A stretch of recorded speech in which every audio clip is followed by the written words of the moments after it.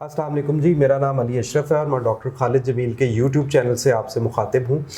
Doctor साहब से हम सोशल इश्यूज़ पे, मेडिकल इश्यूज़ पे, हेल्थ इश्यूज़ पे, स्पिरिचुअलिज़म पे और इनकी मुख्तलिफ़ मौज़ूआत पर जो तीसरा पहलू है इनका, उस पर गुफ्तगू करते रहते हैं और आपके साथ शेयर करते रहते हैं।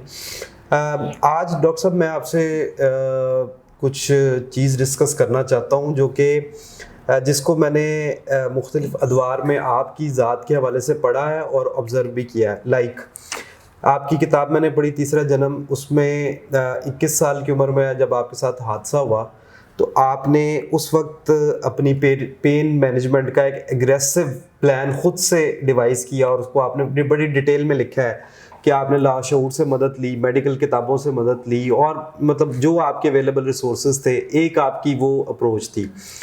उसके बाद बहुत सारे लोग नहीं जानते कि आप जो हैं वो टांगों की माजूरी में, क्योंकि आप चलते हैं, वाइब्रेंट कलर्स पहनते हैं और लोगों से आपके चेहरे पे हमेशा एक स्माइल रहती है, इसलिए लोग नहीं जानते कि आप किस तरह मेडिकल सफ़र कर रहे हैं मेडिकली। तो पहले तो एक तो दौर वो था जब आप माजूरी का शिकार हुए और फिर चलना शुरू किया। उसके बाद 2014 में मैंने आपके साथ आपको देखा कि आप बड़े सिवियर बेड रिडन हो गए थे और आप बहुत सारी बीमारियों की जद में थे। तो कुछ अपनी, एक तो ये बताएं कि आप जो इतने हमें बड़े ज़बरदस्त इवनली पॉइज्ड नज़र आते हैं, तो आपको कोई प्रॉब्लम्स हैं या आप थोड़ी सी आज हमारे साथ खुल के बात करें कि आपके साथ प्रॉब्लम क्या है, क्योंकि आपके चेहरे पे हमेशा ऐसी बिग स्माइल रहती है कि क्योंकि मैं तो जानता हूँ पर्सनली कि किन किन चीज़ों से आप गुजर रहे हैं, तो हमारे ऑडियंस को थोड़ा बताएं कि क्या आपके प्रॉब्लम्स हैं। मेरा सबसे बड़ा प्रॉब्लम यही है कि I have no problem, honest to God.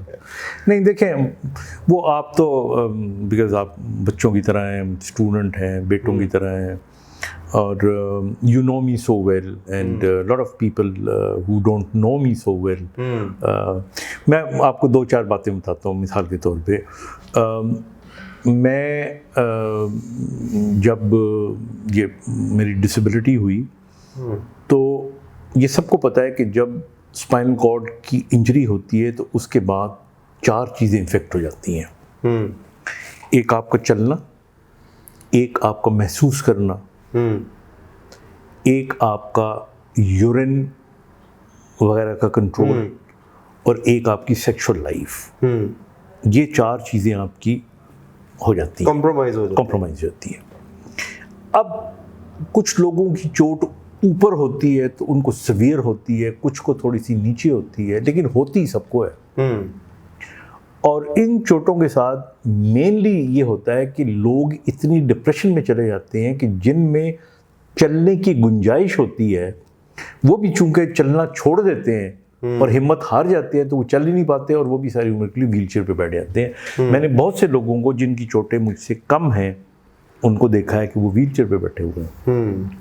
अच्छा, फिर माजूरी जो होती है ये बच्चे देती है, यानी एक माजूरी दूसरी माजूरी को जन्म देती है। मैं मिसाल के तौर पे एक आदमी को यही स्पाइनल कॉर्ड इंजरी है, उसको टांगों में महसूस नहीं होता और वो कुर्सी पे बैठा रहता है, सख्त कुर्सी पे बैठा रहता है, पत्थरों पे बैठा रहता है, उसको चोट लग जाती है, ज़ख्म हो जाता है, बेड सोर बन जाता है। अब असल माजूरी छोड़ के वो बेड सोर का इलाज कराना शुरू कर देता है एंड अल्टीमेटली ही डाइज, मर भी सकता है वो। तो ये बच्चा दे दिया उस माजूरी ने, हालांकि बीमारी और थी। इसी तरह यूरिन की इन्फेक्शन हो गई आपको, आपने ट्रीट नहीं किया, आपने कहा कोई फ़र्क नहीं पड़ता, कभी हकीम की दवाई खा ली, डॉक्टर की दवाई खा ली, वो करते करते करते उसने गुर्दे तबाह कर दिए, आप रीनल फेलियर में चले गए। तो एक तो ये इसका पहलू है कि जब माजूरी हो तो माजूरी की जो असल बीमारी है उसको समझ के उसकी कॉम्प्लिकेशंस को पहले ज़हन में रखना चाहिए, नंबर 1। नंबर 2, जब माजूरी होती है तो एक तो आपके ये निज़ाम ख़राब होते हैं, फिर उसके साथ आपका इमेज ख़राब होता है। कहने को ये बड़ा आसान है, आप किसी बहुत ही अच्छे शख्स को या लड़के को या लड़की को बैठा हुआ देखें और उसके बाद اور آپ بڑے اپریشیٹ کر رہے ہوں اس کو، اور آپ اس کو دروازے سے باہر نکلتے ہوئے لنگڑا کے چلتا ہوا دیکھیں تو سارے کا سارا آپ کا امیج ٹوٹ کے زمین پہ گر جاتا ہے. اگر آپ کل سب لکھا بھی ہے ٹی بی آئی کے نام سے، ٹوٹل باڈی امیج لکھا بھی ہے، تو یہ دوسرا اس کا ایسپیکٹ ہے. اور اس ایسپیکٹ کو بچانے کے لیے بھی اتنا ہی ضروری ہے جتنا فنکشنز کو بچانا ضروری ہے. مطلب آپ اگر بیمار ہیں اور اوپر سے بیمار لگ رہے ہیں تو لوگ بیمار سمجھیں گے نہیں، ان کو یقین ہو جائے گا، آپ سے توقعات کم کر دیں گے، آپ کے ساتھ میل جول میں کمی آ جائے گی. تو آپ کو خود کو فریش رکھنا ہوتا ہے، کلرفل کپڑے پہننے ہوتے ہیں، چہرے پہ مسکراہٹ رکھنی ہوتی ہے، اپنے آپ کو لوگوں کے لیے قابل قبول اور لوگوں کے لیے قابل دوستی بنانا ہوتا ہے. سو یہ اس کا پھر دوسرا. تیسرا ایموشنل اسپیکٹ آ گیا، بیکاز جب ڈسیبلٹی ہو جاتی ہے تو پھر ایموشنلی سب سے زیادہ جو آپ ٹوٹتے ہو وہ ایموشنز میں ٹوٹتے ہو. اور یہ میں نے بھی آبزرو کیا، ہر آدمی آبزرو کرتا ہے. وہ لوگ جو گلے لگا کے چلا کرتے تھے وہ تھوڑے سے ہٹ جاتے ہیں. مثلاً مجھے یاد ہے کہ میں نے یہ احساس کیسے توڑا. میں کالج میں تھا، ڈبیٹر تھا، اسپورٹس مین تھا، پڑھائی میں لائق تھا، گھومتا پھرتا رہتا تھا ہر وقت. تو جب ایکسیڈنٹ ہوا تو اس کے بعد پیپل اسٹارٹیڈ لیونگ می آہستہ آہستہ. یہ نہیں کہ ان کا کوئی قصور تھا. اب جب میں کھیلوں گا نہیں تو کھیلنے والے کیوں میرے پاس آئیں گے؟ جب میں تقریر نہیں کروں گا تو جو باقی ڈبیٹرز ہیں وہ کیوں ملنے آئیں گے مجھ سے؟ تو آٹومیٹکلی زمانہ کسی کے لیے رکتا نہیں ہے، زمانہ چلتا جاتا ہے، آپ رک جاتے ہو اور پھر آپ گلہ کرتے ہو لوگوں سے. حالانکہ آپ کا گلہ بنتا نہیں ہے، آپ کو پیس چینج کرنی پڑے گی یا منزل کا تعین ڈفرینٹ طریقے سے کرنا پڑے گا. تو میں نے کیا کیا کہ میں اتنا ڈپریشن میں چلا گیا کہ اتنا ایک مشہور سا آدمی اور وہ سارا کچھ کر کے تو اب کوئی لفٹ نہیں کراتا مجھے. کسی کے مشورے پہ میں یونین کے پریزیڈنٹ کا الیکشن لڑا. اب آپ دیکھیں جو آدمی چل پھر نہ سکتا ہو سہارا لے کے، اور چلنا، میں آپ کو بتاؤں میں ویل چیئر استعمال نہ کر کے بہت تکلیف اٹھاتا ہوں،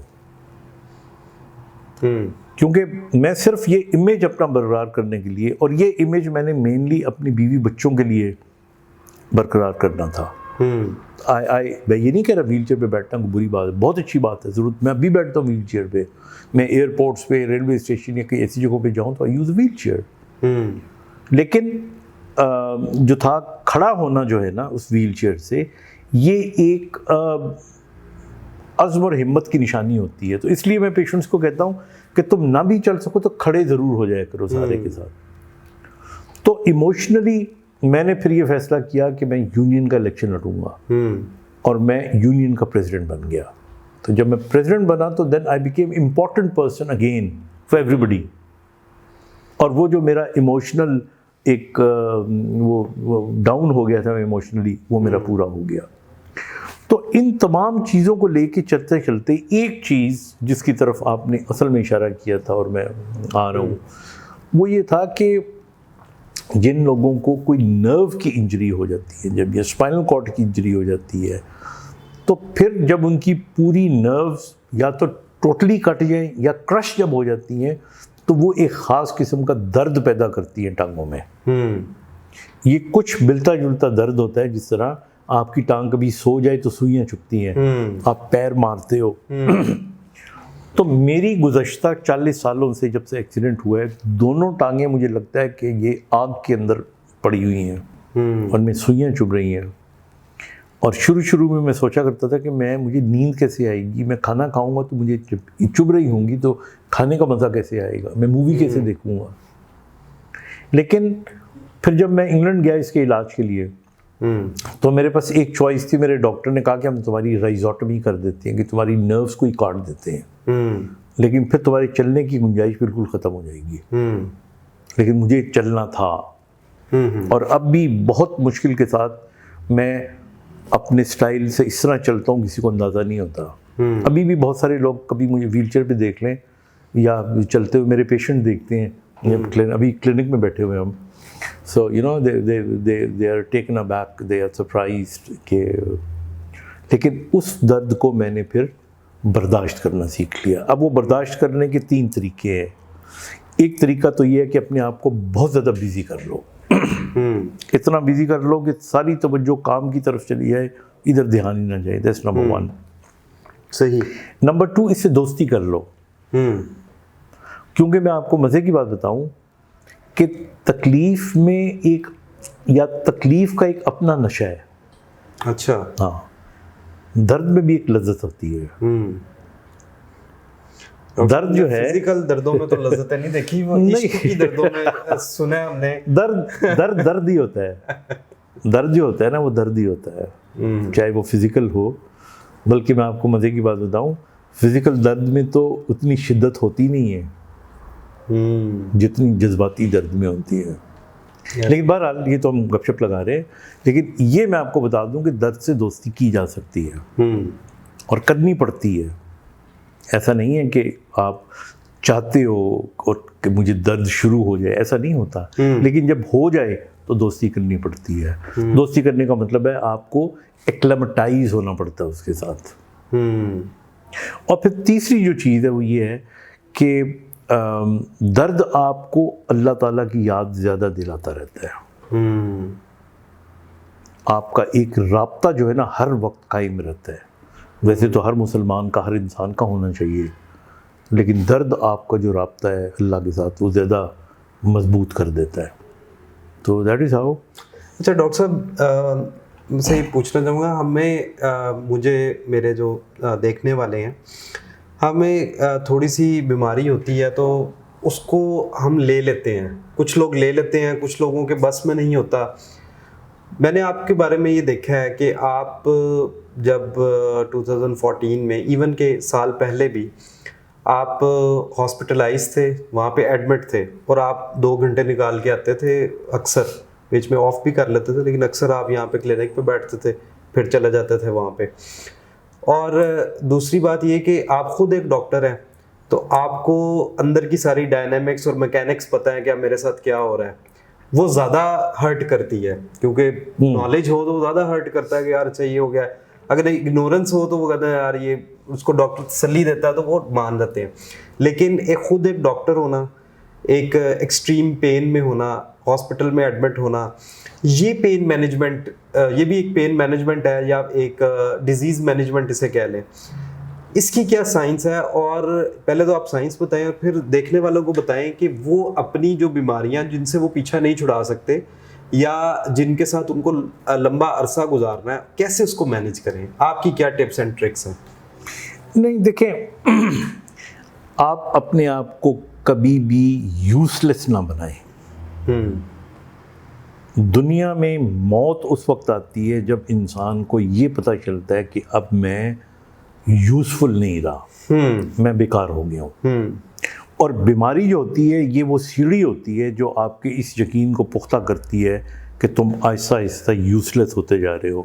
اور آدمی دھیرے دھیرے مر رہا ہوتا ہے, اچانک کبھی نہیں مرتا. ایکسیڈنٹس کے علاوہ جتنی بھی بیماریاں انسان کو مارتی ہیں وہ دھیرے دھیرے, ہارٹ اٹیک بھی دھیرے دھیرے ہو رہا ہوتا ہے, بلڈ اپ ہوئے ہوئے پتہ نہیں کتنے سال لگ چکے ہوتے ہیں. وہ ایک لمحہ ہوتا ہے جب ہارٹ اٹیک ہوتا ہے یا برین ہیمریج, آپ مرتے ہیں. تو اس لیے آدمی اگر یوزفل رکھے اپنے آپ کو. مجھے یاد ہے کہ اسپائنل کارڈ انجری کی میری کمپلیکیشنز ہیں اور لوگوں کو یہ ہوتی ہیں, بیڈ سور ہو گئے یا یورین, میرا یورین میں سے جو بلڈ ہے وہ ختم ہی نہیں ہوا کرتا تھا. اور مجھے یہاں تک یاد ہے کہ میری نالی لگی ہوتی تھی جس سے بلڈ نکل رہا ہوتا تھا, اور ڈرینر لگا ہوتا تھا جس پہ فلوئڈ آ رہا ہوتا تھا. اور میں اس حالت میں بھی اپنے اوپر ایک چادر اوڑھ لیا کرتا تھا اور پیشنٹ دیکھ لیا کرتا تھا. اور وہ پیشنٹ میں اس وقت اس لیے نہیں دیکھا کرتا تھا کہ میں کوئی پریکٹس کرنا چاہ رہا ہوں یا پیسوں کی ضرورت ہے. ہاں, مطلب میں آرام سے رہ سکتا تھا, کوئی ایشو نہیں ہے. لیکن وہ یہ تھا کہ I wanted to get out of, مجھے I wanted to get a feeling کہ no there is nothing wrong with me. میری بیماری اتنی سیویئر نہیں ہے, اگر میں آج بھی 4 پیشنٹ دیکھ سکتا ہوں تو میں اتنا برا نہیں ہوں, آئی ایم اسٹل الائیو. تو وہ ایک قسم کی قوت حاصل کرنے کے لیے میں کرتا تھا اور کرتا ہوں. تو میں روٹین نہیں توڑنا چاہ رہا ہوتا. اسی طرح I never discuss my issues so deeply within my family. I do tell them, اور تھوڑا سا اپنا ٹائم ٹیبل آپ پورا کریں, پھر موت کا خوف ختم ہو جاتا ہے. دیکھیے موت جو ہوتی ہے نا, اس کا خوف کیا ہے؟ جب انسان مر گیا تو خوف ہی ختم ہو گیا, تو کیا خوف ہونا چاہیے؟ خوف ان کے لیے ہوتا ہے جن کو آپ چھوڑ کے جا رہے ہوتے ہو. آپ کو پریشانی یہ ہوتی ہے کہ میں مر گیا تو میرے بچوں کا کیا بنے گا, میری بیوی کا کیا بنے گا. تو میں سمجھتا ہوں انسان کو ان کے لیے پلاننگ پہلے سے کرتے رہنا چاہیے. جو اچھے وقت اللہ تعالیٰ اس کو دیتا ہے, اس میں وہ اتنی کچھ پلاننگ کر دے, ان کی تعلیم, ان کا گھر, یا وٹ ایور ہر ضروری نہیں ہے اپنی کیپیسٹی میں رہتے ہوئے, تو پھر آپ کا یہ خوف بھی آٹومیٹکلی ختم ہو جاتا ہے. کیونکہ جانا تو سب نے ہے. اور باقی میرا جو نقطۂ نظر ہے ایون سوشل ورک کے حوالے سے, وہ بھی ڈفرینٹ ہے. میں سمجھتا ہوں کہ دنیا کا جو سب سے بڑا سوشل ورک ہوتا ہے, پہلے اپنا گھر ٹھیک کرو, اپنے بیوی بچوں کی. جو آدمی اپنے بچوں کی صحیح پرورش نہیں کر سکتا, اس کو حق ہی نہیں پہنچا کہ وہ جا کے محلے کے بچوں کی پرورش کرے, یا وہ معاشرے کا ایک بہت بڑا نام بنے, اس کو حق ہی نہیں پہنچتا. بالکل ایسے تمہاری بیوی کنٹرول ہوتی نہیں ہے, بچے کنٹرول ہوتے نہیں ہیں, یا ان کے پاس بنیادی ضرورتیں نہیں ہیں, یا ان کی زندگی میں ویلیو نہیں ہے, یا آپ ٹائم نہیں دے رہے ان کو. That's wrong. یہ میرا بلیف ہے, ہو سکتا ہے سننے والے ڈس ایگری کریں. سو آئی بلیو کہ یہ شریعتاً کام ہو رہے ہیں سارے. پہلے اپنی ذمہ داریاں پوری کریں. جب اس سے نبرد آزما ہو جاتے ہیں آپ, پھر آپ کہیں کہ میں آس پاس کے لوگوں کا, پھر میں دنیا کا. تو کیونکہ اس کی کوئی لمٹ نہیں ہے. اچھا کام کرنے کی, لوگوں کی مدد کرنے کی کوئی لمٹ نہیں ہے. آپ 10 کی کرو, 10,000 کی کرو, 10 لاکھ کی کرو, پھر بھی 10 کروڑ کی آپ نہیں کر سکو گے. ڈاکٹر صاحب ایک آخری بات آپ سے پوچھوں گا. جو ہمیں دیکھ رہے ہیں اس وقت لوگ, اور کسی بیماری میں مبتلا ہیں, ویسے ہے تو آپ نے اچھا احاطہ کر دیا ہے, اور اس بیماری کے ساتھ ان کو چلنا ہے, بیڈ ریڈن ہے اور ہماری ویڈیو دیکھ رہے ہیں, ان کو آپ کیا ٹپ دیں گے, کیا امید دیں گے کہ وہ اپنی, کیونکہ آپ سے کے بارے میں ہمیشہ یہ کہتا ہوں کہ آپ ہٹ بیتی ہیں ساری, مطلب ایسے نہیں کہ آپ نے کہا جی ایسے کر لو, ایسے کر لو, ایسے کر لو, اور ABC کی ایگزامپل دے دی کہ اس نے بھی ایسے کیا, اس نے بھی ایسے. آپ خود سارے پروسیس سے گزرے ہیں, آپ خود بیڈ ریڈن رہے ہیں, آپ خود ابھی بھی ساری میرے ایشوز ہیں, بالکل ویسے ایشوز ہیں. تو کیا ان کو آپ میسج دیں گے جو لمبی بیماری, بیڈ ریڈن ہے, یا ٹانگ ٹوٹی ہوئی ہے کسی کی, یا کسی کا کوئی بھی بیماری ہے؟ نہیں, اللہ تعالیٰ, پہلا تو میرا میسج ہے کہ اللہ تعالیٰ سب کو صحتیاب کرے, اللہ تعالیٰ سب کو تندرستی دے. اور یہ مطلب وہ کہنے کی بات نہیں ہے کہ مایوس نہیں ہونا چاہیے. اصل میں بات یہ ہوتی ہے کہ جیسا آپ سوچیں گے ویسا ہی ہو جائے گا. یہ میں بڑے یقین کے ساتھ آپ کو کہہ رہا ہوں.